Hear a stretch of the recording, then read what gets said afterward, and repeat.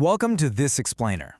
Okay, if you've ever felt like modern relationships are basically just navigating a minefield of totally unrealistic expectations and intense societal pressure, you are definitely not alone. Today, we're diving into a really profound analysis from the Irshad podcast, where Professor Yassin El-Amri breaks down the Islamic marital framework. We're going to look at marriage not just as some basic social contract, but as a divine blueprint. Let's decode how traditional principles, like Qawwama and Ta'a, actually function in the real world, and how they might just offer a powerful antidote to all our modern relationship fatigue. But to start things off, we really have to shatter the Instagram illusion. Because, let's be real, modern society has constructed this massive fantasy that is outright ruining real relationships. Professor El-Amri points out that a staggering 95% of the perfect lives and luxurious relationship goals you see scrolling through social media are pure fabrication. It's an illusion. Yet these highly filtered moments are actively rewriting our expectations of what a successful home should even look like. We end up comparing our real, messy, challenging, behind-the-scenes lives to someone else's heavily edited highlight reel. And honestly, it's just making us miserable. And all of that pressure naturally leads us to a pretty provocative question that so many young people are asking today. With extreme individualism on the rise and the fact that you can fulfill a lot of material and social needs outside of a traditional family structure, some are just asking, why bother? Why take on the immense responsibility of a marital home? Well, the source material tackles this head-on, arguing that avoiding marriage doesn't actually lead to true freedom. Instead, it often just leads to an entirely different kind of societal and personal exhaustion. So here's our roadmap for today's explainer. We'll be covering a divine foundation, vetting the husband, understanding Qawwama, the meaning of obedience, choosing the wife, and finally, navigating modern challenges. Section 1. A divine foundation, beyond a civil contract. There is such a stark contrast between how modern society views marriage and the divine framework. Modern individualism treats marriage as this temporary, optional contract based almost entirely on self-fulfillment. Basically, if someone is no longer perfectly happy, the contract is void. But the divine Islamic framework, it positions marriage as a profound act of worship. It's a solemn covenant designed to act as a shield against that destructive individualism. It's meant to preserve societal identity, pass down core values to the next generation, and create a lasting legacy that goes way, way beyond just two people. Now, what is absolutely fascinating to realize here is that the family unit actually predates earthly life. Tracing it all the way back to Adam and Eve, El-Amri highlights that God created a spouse for Adam before they even entered the trials of the world. They were created as a family unit in Eden, and they descended to earth as a family unit. Meaning, the family structure isn't just some human invention we came up with to organize society. It's a fundamental, heavenly blueprint encoded into human existence from literally day one. Section 2. Vetting the righteous husband, shattering the Hollywood myth. So how do we apply this? Well, El-Amri outlines a highly practical vetting process, completely rejecting that romantic TV drama trope that love and fresh air are enough to sustain a household. You know the trope.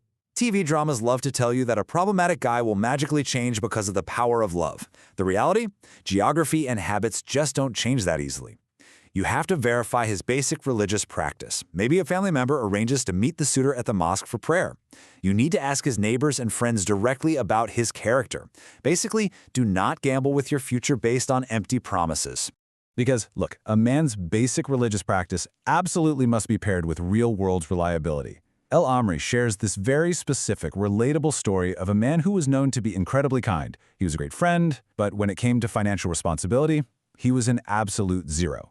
He'd comfortably take out a 50,000 dirham loan without any solid plan to ever pay it back. The lesson here is critical. A good guy doesn't automatically mean a good husband. If he lacks financial discipline, he's missing a core pillar of marital responsibility. Section 3. Understanding true Qawwama, responsibility, not dictatorship. Let's strip away all the cultural baggage for a second because we really need to define Qawwama. At its core, it simply means structural harmony and ultimate responsibility. Often, culture twists Qawwama into this excuse for tyrannical behavior, where a man just rules with an iron fist. But the source vehemently corrects this. True Qawwama means having the capacity to bear the heavy, stressful burdens of the household. It means being the emotional container for the family, guiding the ship, making the tough decisions while actively consulting your partner. It is a profound burden of leadership and care. It is absolutely not a license to be a dictator. And if we frame men and women as complementary puzzle pieces, like night and day, it actually explains exactly why this heavy burden of kawama is placed on the husband. Take this brilliant little example from the podcast. A wife might drop subtle hints about a beautiful set of teacups she saw, really hoping her husband will catch on and surprise her with them. But male psychology is often incredibly direct, right? He agrees they are nice teacups, and that's the end of his thought process. He completely misses the hint. But instead of seeing these psychological and biological differences as a flaw, the framework views them as essential. The steady, direct nature of the man complements the intuitive, deeply nurturing nature of the woman, making kawama a very logical distribution of household labor. Section 4. The meaning of obedience. Harmony versus slavery. Building on that, we have to talk about ta'a, or obedience. And let's be clear, this is not about blind slavery. Ta'a is fundamentally about maintaining structural harmony in the home. It means cooperating in what is good, known as maruf. But the limits here are incredibly strict. A woman is explicitly forbidden from obeying her husband if he demands something inappropriate or sinful. El-Amri gives a really striking example. If a husband demands his wife remove her hijab to entertain his business associates at the beach, she must refuse. Full stop. There is absolutely no obedience to a created being if it means disobeying the Creator. And think about the wild cognitive dissonance in modern society regarding this. In the corporate world, a woman might be expected to work grueling hours, follow her boss's strict directives without question, maybe even sleep on a rug under her desk just to meet a deadline. And society applauds this. We call it professionalism and building a career. Yet when the divine framework asks for a cooperative, harmonious obedience to a husband who is bearing the ultimate responsibility of the household, society suddenly frames it as deep oppression and slavery. The source challenges us to see the hypocrisy in who we choose to submit to. Section 5. Choosing the righteous wife. The core criteria.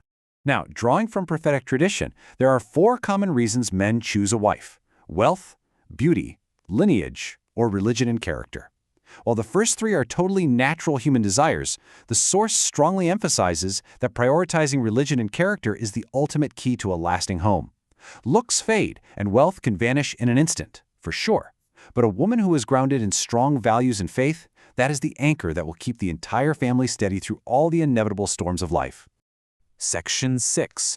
Navigating Modern Challenges, Generational Trauma, and Socioeconomics. It's really important to note how deeply the source empathizes with modern women here. It acknowledges that the current push toward extreme female independence isn't just some random trend. It's very often a trauma response. We are looking at a cycle of disillusionment.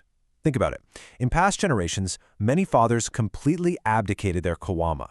They failed in their responsibilities. So mothers suffered silently, bearing the brunt of the work, and then subsequently warned their daughters to never ever rely on a man. As a result, today's daughters are prioritizing grueling, exhausting careers over marriage, driven by a deep-seated fear and mistrust of the institution itself. But straying from the divine framework hasn't actually liberated us. It's really only created new hardships. By failing to uphold true kawama and mutual respect, we have completely fractured the family unit. We've replaced the warmth of a cooperative household with immense socioeconomic strain, serious emotional exhaustion, and a generation of men and women who view each other as competitors or threats, rather than complementary partners. Our poor behavior, as El-Amri points out, is quite literally manufacturing social disasters. So I will leave you with this final, provocative thought to reflect on today. When you think about your future, or the future of your children, what is the foundation? Are you building your expectations on a time-tested divine blueprint that actually embraces our natural differences and demands mutual responsibility? Or are you running yourself ragged, chasing the filtered, exhausting, and ultimately empty illusions sold to us by modern society? That choice dictates not just the happiness of a home, but the health of our entire society. Thanks so much for joining me on this explainer, and keep questioning the illusions.